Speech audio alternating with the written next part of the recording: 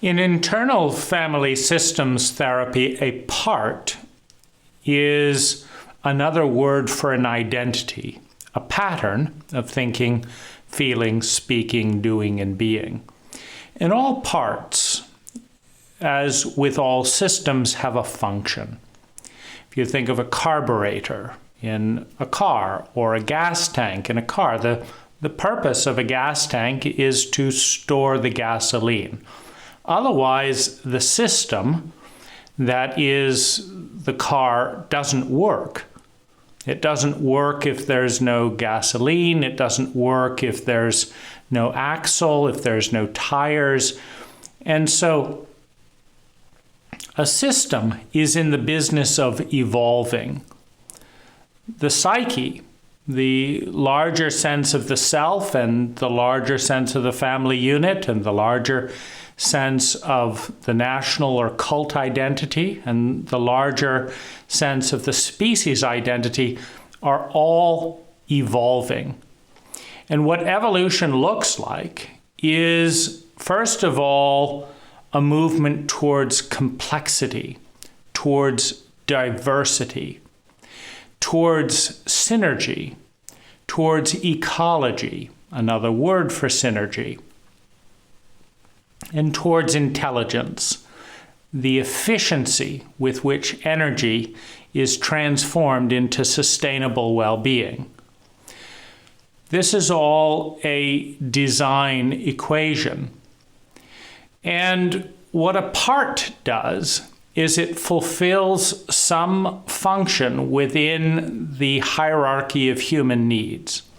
So Abraham Maslow outlined survival, security of survival, love and belonging, self-esteem, and then with variations, the development of unique talents and abilities, the bringing of those talents and abilities into the world successfully to create abundance.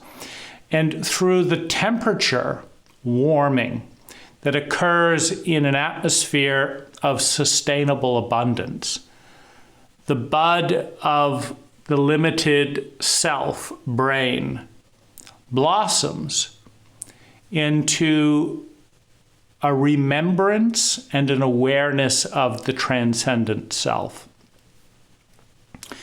Now, the first part of this process is regulation, meaning we have this body, we need to learn how to coordinate the body.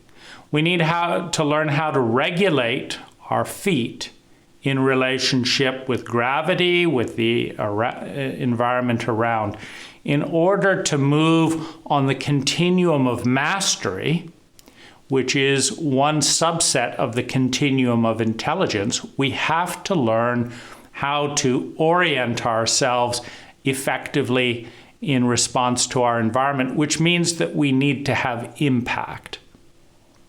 And this is where some of the most unfortunate forms of, odd identity or parts building begins. Because the child smiles at mother and she's not paying any attention. The child smiles at father, he is not there. The child moves around, hums, etc. And the child's job is to get attention and then bounce different sensations and energies off of that attention in order to learn regulation. The child's job is to find something that has impact on the environment, emotionally, mentally, sexually, socially. They have to find something that registers, that gets a reaction. And then they have to learn to moderate in order to increase that reaction and decrease the reaction, so that they can learn the most basic of all skills, regulation, how to regulate themselves in relationship with the larger ecology.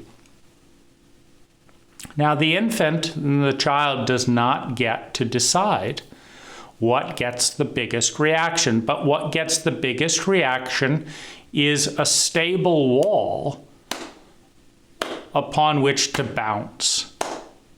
If this sometimes gets a reaction, sometimes not, but this always gets a reaction, this is the better target. And this is amoral, meaning there's no higher consciousness around this equation.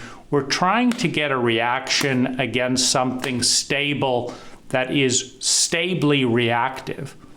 Now, if this is throwing cutlery or hitting your siblings, and that's really the most reliable thing. You do a nice drawing, it's ignored, you go out, play with your friends, nobody's interested, you read a book, nobody asks you about it, you're just not getting any reactivity around anything healthy. But accidentally you tip mom's favorite tea set off the table, and suddenly you get a gold mine. Mom has never been so present or in her body in her entire life. It's like, this is it.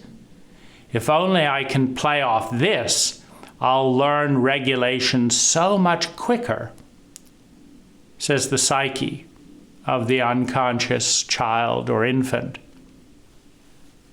And so breaking things can become the magnetic pull defined by the authority structure. It's not defined by the infant or the child. The child and the infant needs presence, needs attention, needs responsiveness. The cult determines how they're going to get it. The family system determines how you're going to get it.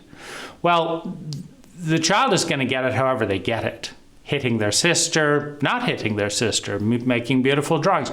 However, they're rewarded with present attention. You go to school, you're a good student, the teacher ignores you. You're a bad student, the teacher has fits. If I really want to learn this art of regulation, I've got to be a bad student. And I can kind of watch, if I do this, then the teacher behaves like this, and I do this, and teacher's in, outrage. It's wonderful. It's wonderful material in order to learn this skill of wrestling, of regulating and learning energy. So that's step number one for an individual. Learn regulation through engaging with whatever gets a reaction. And this is why it is so important for an intelligent cult to provide parents with the ability, as part of the routine of the cult, to give present, high-quality attention to their children in a constructive way, so that there is a constructive way for the child to learn that regulating talent. So, we're not a very intelligent cult,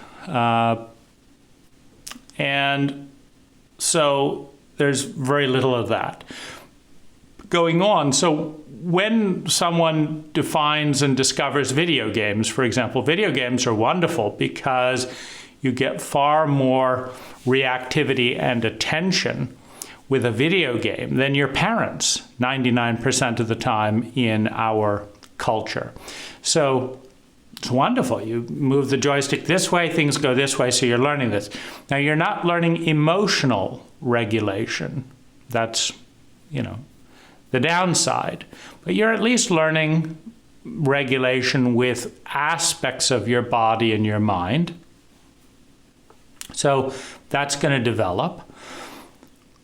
But what if your primary identity, your part, is I upset people?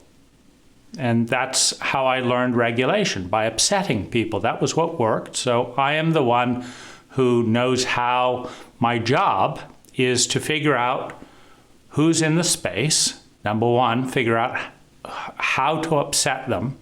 Number three, figure out how to upset them most efficiently. And number four,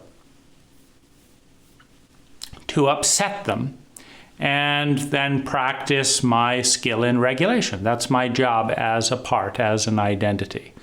I'm 3 years old. Now, at 3 years old, I was despised. I was hated. I was called out. I was humiliated. Parents compared me to horrible people. I wish you'd never been born, this and that. So I figured out at 3 years old how to regulate. I figured it out. I tried everything, and it turned out that my parents had a high negativity bias, so it had to be something negative. And it turned out they were very narcissistic, and so it had to be something about them. So it had to hurt them in some way. And it turns out my parents are highly materialistic, and so a tea set is really, the be-all and end-all of a narcissistic materialist parent with a negativity bias. So all we have to do, chip the tea set, get close to the tea set, don't knock the tea set over, mention that the tea set was, tell my sibling, go take mom's tea set out into the garden, and then just watch. Mom didn't have enough attention and time to look at our drawing. Mom didn't have enough attention and time to discuss school or listen when she said, "How are you doing?" and walked off while we were in mid-sentence. She didn't have time to do this. She didn't have time. She certainly didn't have time to keep her commitments and follow through and get ice cream on Sunday or go for a walk like she said she would. And she didn't have time for this. But my goodness, you should see the way she has instant time for her tea set. It's wonderful. Anything about this tea set, it's magic, and suddenly mom has time, she has attention, she has presence. And who is a 3-year-old to judge? If that's what mom thinks is the most important thing in the world, it's not me, it's a tea set. So let's engage with the tea set. So having figured this wonderful thing out at 3 years old, and the 3-year-old is busy learning what it needs to be learning at that time, how to moderate and regulate itself to create impact. Now, since no positive impact items are available, it's how to create negative impact. Well, this is a tremendous success for the developmental cycle of the 3-year-old. However, a parentally illiterate parent who does not understand as a parent that it's their job to teach regulation, they don't appreciate the tremendous accomplishment of their 3-year-old. Instead, the 3-year-old is the bane of their life. Why? Because the 3-year-old is the biggest threat to the tea set.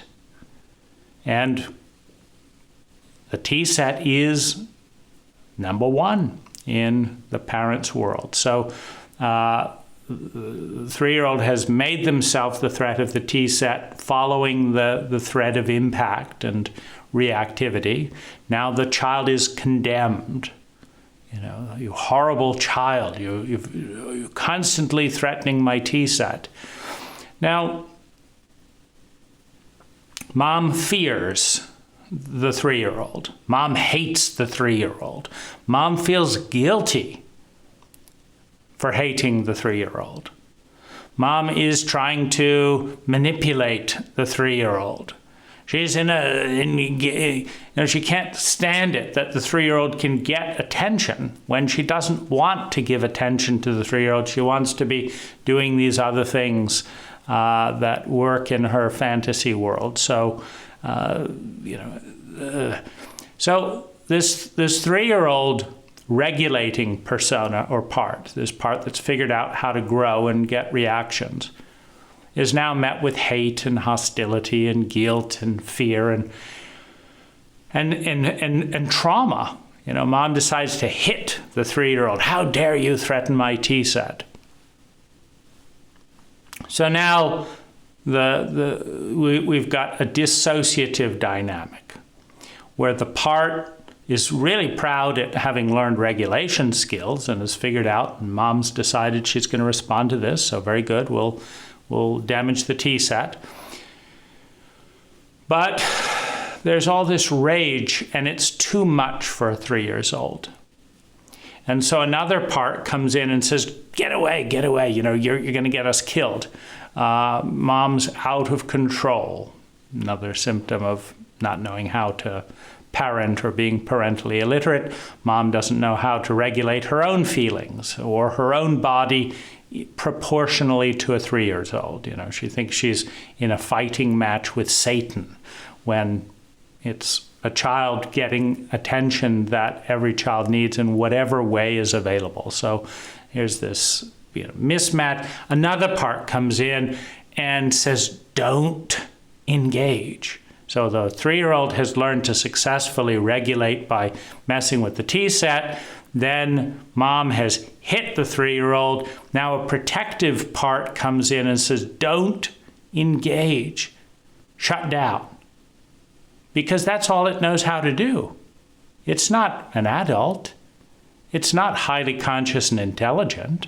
It hasn't got a role model for high competence and intelligence in the parent, in the cult, in the teacher. So it's got to improvise. And its job is to shut that 3-year-old reactive, engaging part down so that mom doesn't kill it. And then there has to be another identity at some point that breaks free of that or gets away from mom, dissociates perhaps from the parental figures so that we can move forward in this dysfunctional environment. But here's the thing, the 3-year-old that engaged with things and got shut down, it only knows how to find the reactivity in the space in the way that it was rewarded for doing so. Nothing more, nothing less.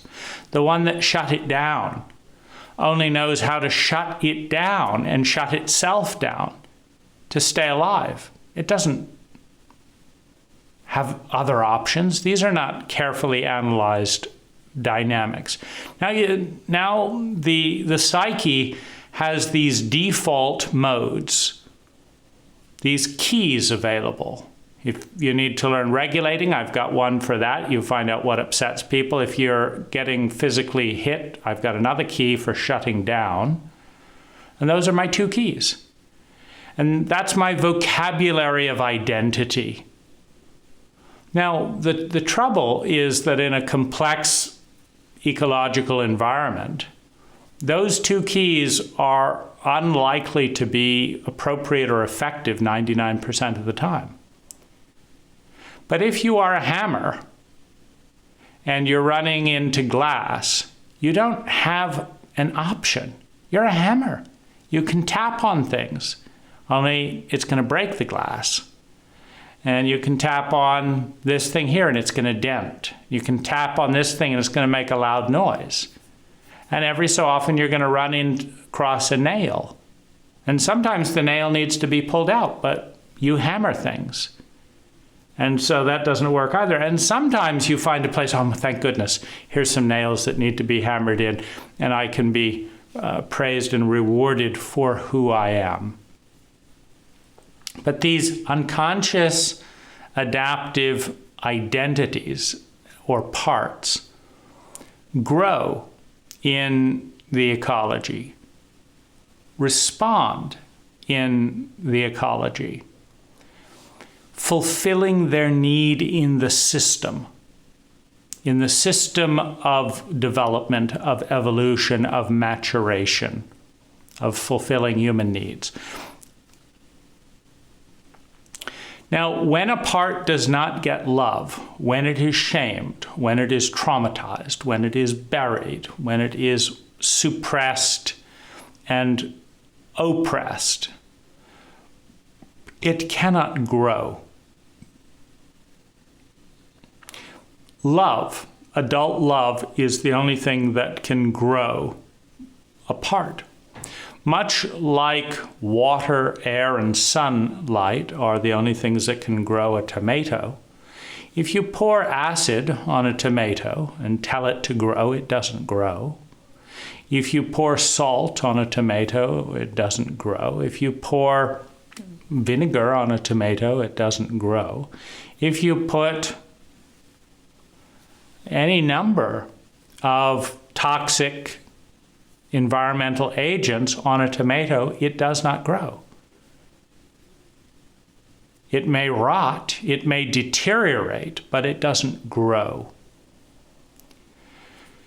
And in a dysfunctional cult where negativity is highly rewarded because the brain's bias is towards negativity, and so all things being equal, a parent will be more reactive to negative things than positive things, which forces the child to produce negative things in order to learn regulation talent.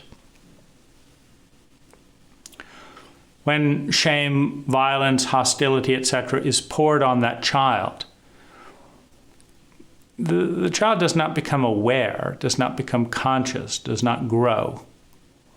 Rather, it learns that it is dangerous to be itself and bad to be itself, and that it is an unlovable person, which further ensures that it will not grow.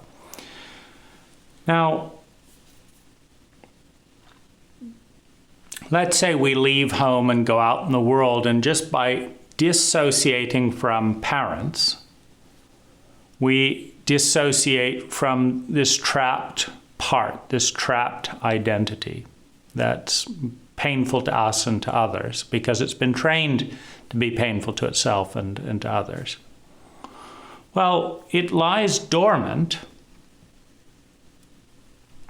until such time as it is engaged in the adult world, in the grown-up world, where someone triggers this part, activates this part, and this part comes out and does its thing of figuring out what most upsets you and breaking the figurative T-set. And then the other part comes in and says, no, they're going to throw us on, they're going to abandon us and all that and shut down and don't tell anyone what's happening. And these are the keys. These are the identities. These are the parts. And our partner in the dynamic, of course, is just as psychologically illiterate as we are. And so they don't say, tell us about this part and why are you doing it? And if they do, we don't say, well, this is my 3-year-old who's learning regulation talent and it was dissociated at 3 years old in a highly traumatized state. And it occurred during the time the lawn was being mowed. And you've just mowed the lawn, and some news came back that reminded me of my childhood. And suddenly I feel disoriented and dissociative, and I'm trying to reestablish a regulating connection with my environment. And so I've just figured out what would most upset you, and I've done that. And that's what my 3-year-old needs to do. And my 3-year-old is stuck in this template. And it's stuck there because there's no love to evolve it. You see, once I grew old enough, I hated that part of myself for causing so many problems. You fucking idiot. Why do you have to tip over the... Why did you have to say that? Well, of course you had to say that. Because that's what was rewarded in a part that has been dissociatively disowned, which means it's not been educated. If you take a delinquent child and you send it off into the wilderness, it doesn't come back highly evolved, capable of resolving conflict. It becomes more wild. It doesn't grow, particularly if it's sent away in shame and humiliation. And so why would it be more mature than it was when part of the self pushed it away. So the parent pushed it away for doing its job. Then the self pushed it away for nearly causing an accident that could threaten the life of the self, the body. Then another self wanted to forget it and couldn't understand it and pushed it away, just like the parent. The internalized parent then pushed that part away. And so it's an unloved, hated part of the self that is stuck where it is because no one's helping it out. No one's welcoming it out of the darkness, out of the shadow. It's stuck where it is. It's stuck where it was, with no hope, with hostility on all sides. It's not going to grow. It's walled in and framed in a box of hate and fear from the self and from the entire cult. Well, this is the status quo for the buried, disowned, dissociative parts of the psyche. And there are certain things that can happen and will happen that will trigger the identification with that identity. And so this is called getting lost in a part. So what do we do when something happens to us that brings up the memory, and we find ourselves identifying with that part, becoming that part, where that part is now me? And I've got other parts of myself hating me. And I've got an entire psychologically illiterate culture hating me, not understanding me, fearing me. And I believe that I'm unlovable because all 3-year-olds take on the incompetencies of their parents and call them their own. So I think I'm detestable. My parents think I'm detestable. The internalized parents think I'm detestable. These other parts are afraid of me, and the entire cult is afraid of me, and I'm all alone, and there are no adults. An adult is someone capable of adult love. There are no adults in my sphere. I am all alone, being hated on all sides. Well, I cannot grow because there's no sunlight. There's no soil. There's no air. There's no water. I can't grow.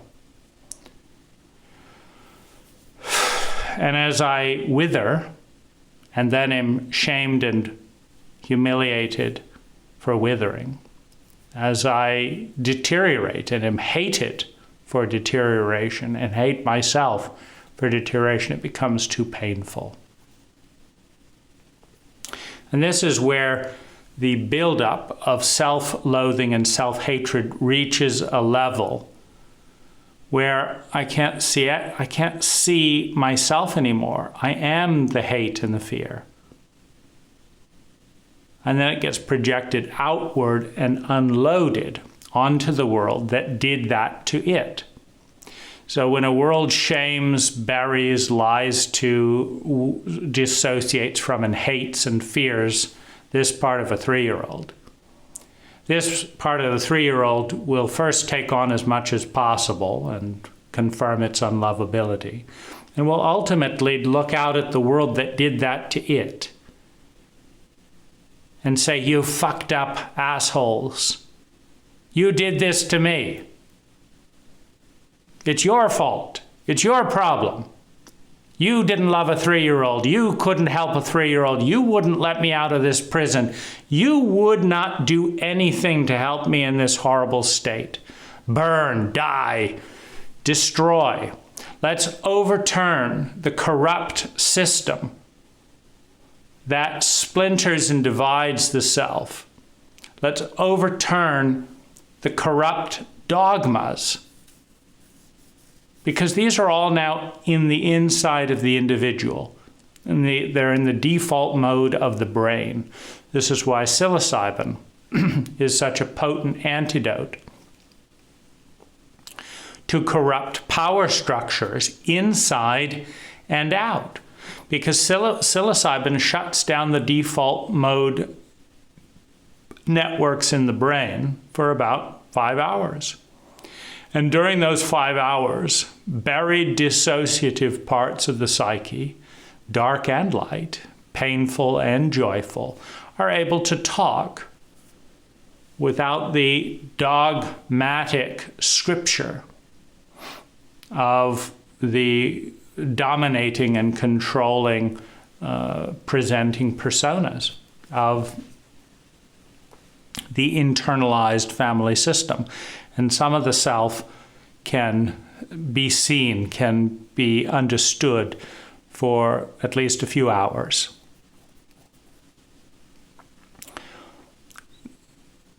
In a healthy system, it moves from unconsciousness to conscious, from crude and simple to complex. You can think of a two-piston engine running on two-stroke oil. They're noisy. Lawnmowers, why are they so noisy? Why is a lawnmower more noisy than a car? Because it's simple. Because it's got two pistons. And because there's more violence in two pistons than 10 pistons. Why does a V10 make less noise than a V2?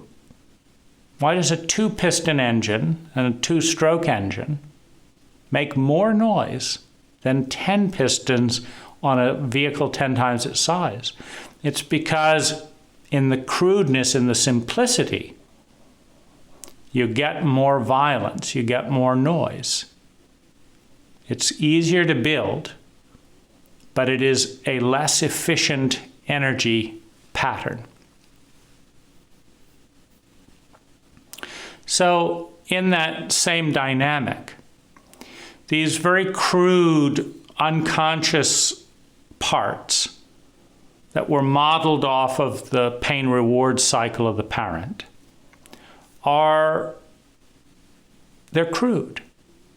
They're tough on the psyche. They make a lot of smoke. They make a lot of noise. But they get the job done better than nothing. And that's their job, to get the job done better than nothing until they are iterated upon. Now, when you understand the job that this 3-year-old has done so beautifully and loyally, you celebrate that and you say, thank you for getting me through 3 years old. You learned to regulate, and that was your job. Thank you. Now, we still need to regulate and learn with people, but finding out what most upsets them is much better than nothing, but it is not as efficient as a new identity, as a new iteration.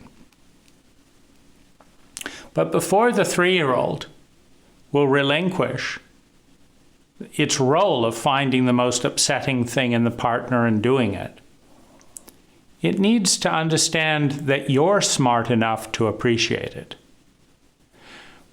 And the way it understands that is you love and forgive it.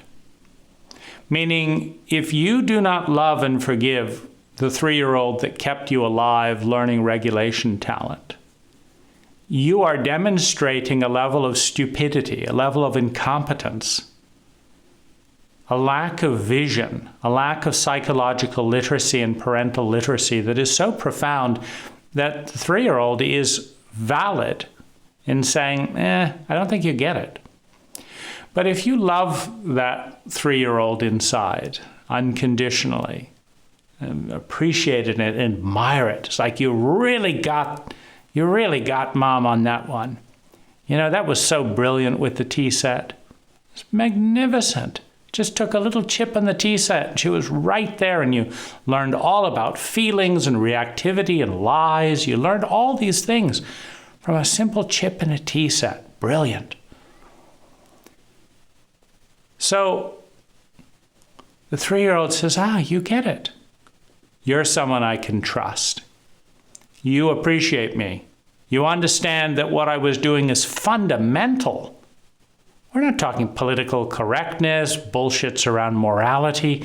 We're talking the ability to regulate energy. Knowing that you exist Hey, it's a little bit more basic than being cool at the movies. You can't be cool at the movies if you don't know you exist. So I was doing the important work. If you don't get that, you don't deserve to have the opportunity to iterate and invent new identities. And the 3-year-old is not going to give it up. Because a 3-year-old knows deep down that what it's doing is right, is necessary in the dysfunctional environment in which it operates. It's as good as it's going to get, and it's better than nothing. The 3-year-old knows that your maturity has reached a level where you can take over, when you can now proceed, with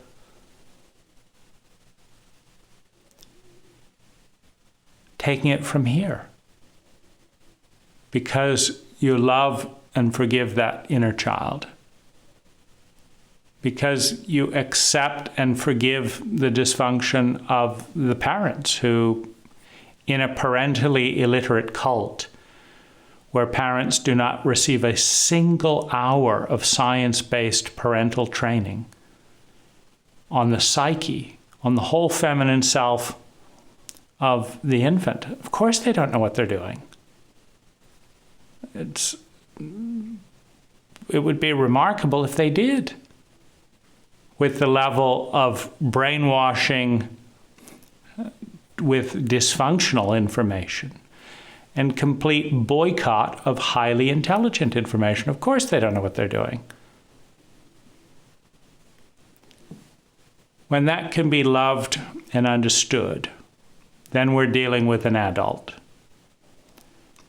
And the adult can feed the child, can lift the burden off of the child.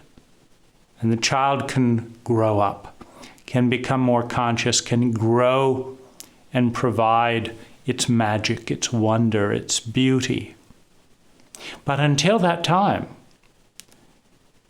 and it's very difficult to become an adult when you've never met one. A grown-up is not an adult. A grown-up is a giant.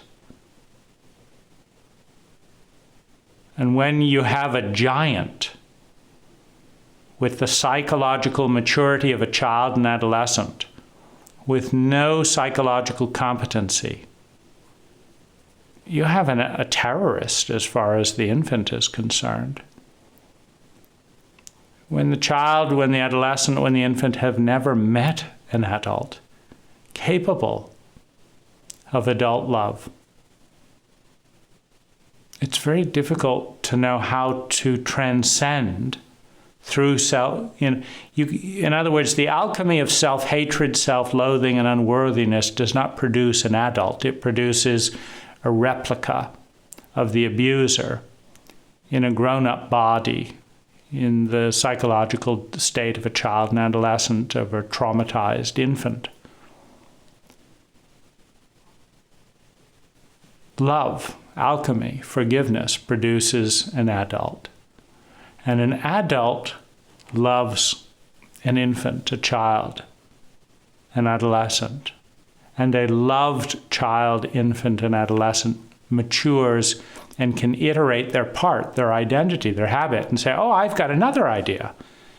We don't have to bash T-sets anymore. Now I can talk to you, and I can show you the way you are more responsive to negativity than positivity, and why you will create highly destructive people around you of all ages for the rest of your life until you start rewarding the people important to you for the constructive things they do rather than just the negative things they do. I can be a teacher if you are mature enough to listen, which is an entire, another challenge in a psychologically illiterate cult. If you're mature enough to listen, we can find a new way of getting this thing done. And if you're not, I may be able to connect with the 1% who can.